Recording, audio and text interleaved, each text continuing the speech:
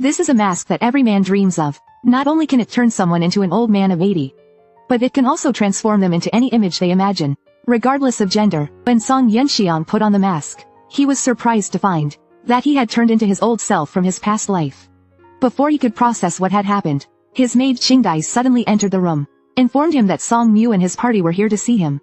But when she saw the unfamiliar old man before her, she immediately became wary. "Who are you? Where is young Master Yuanxiang?" Hearing this, Song Yuanxiang hurriedly stepped forward to explain. But before he could, Qingdai suddenly drew her sword and attacked. Fortunately, Song Yuanxiang was highly experienced in combat. With lightning speed, he quickly restrained her movements. Realizing she was no match, Qingdai attempted to shout for the guards outside the courtyard. But before she could make a sound, Song Yuanxiang noticed, immediately covered her mouth and nose. Looking at their ambiguous posture in the mirror, he felt a bit embarrassed and whispered, "Don't blame me for this. I told you to stay calm. You were the one who acted rashly." Afterward, he remembered the 4 characters inscribed on the back of the mask.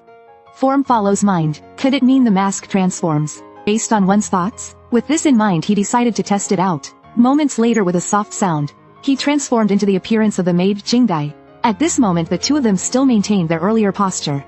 "Haha, just as I thought. You can freely transform into whatever you imagine. No wonder I reverted to my original form earlier. It turns out that's how I truly see myself deep inside." Although the commotion inside wasn't loud, it still caught the attention of those outside. Hearing the sound of approaching footsteps, Song Yuanxiang silently cursed, "Not good." He quickly imagined his original appearance. Fortunately, he managed to revert back just in time before being discovered. At this moment, Song Mu, accompanied by 2 young men, entered the room quickly. Seeing their posture, he gave a thumbs up in admiration and said, "Young master, you really know how to have fun. Truly a role model for us all." Song Mu awkwardly cleared his throat and reminded young master, "Tonight is the Song family's banquet. Your fiancé Kong Xinxin will also be attending."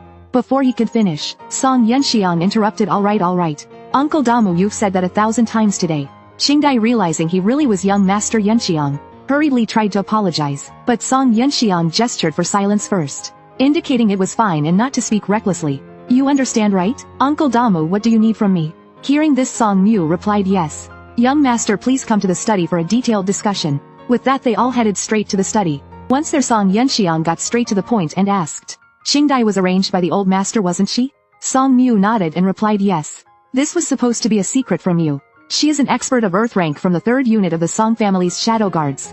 They can be considered my subordinates." Hearing the term Shadow Guards, Song Yuanxiang was reminded of his past life, and the group who sacrificed themselves to get him out of Jian City.